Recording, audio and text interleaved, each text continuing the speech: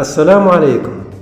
المنتخب المغربي مباشرة بعد فوزهم على المنتخب الكندي ذهبوا إلى الجمهور ليحتفلوا معه. والشيء الذي يثلج الصدر من لاعبي المنتخب المغربي أنهم رفعوا علم فلسطين عاليا واحتفلوا به في رسالة واضحة أنهم لا يفرطون في قضايا العربية مهما حدث، في رسالة واضحة إلى أن العرب ملتحمين والشعوب العربية تحب بعضها ولا تحب أي مستعمر مهما كان.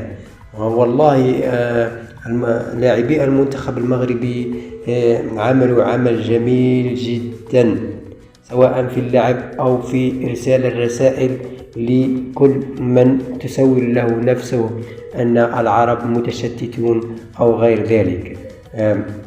رفعوا علم فلسطين عاليا وتباهوا به وأرسلوا رسائل واضحة للعالم أننا مع فلسطين ظالمة أو مظلومة.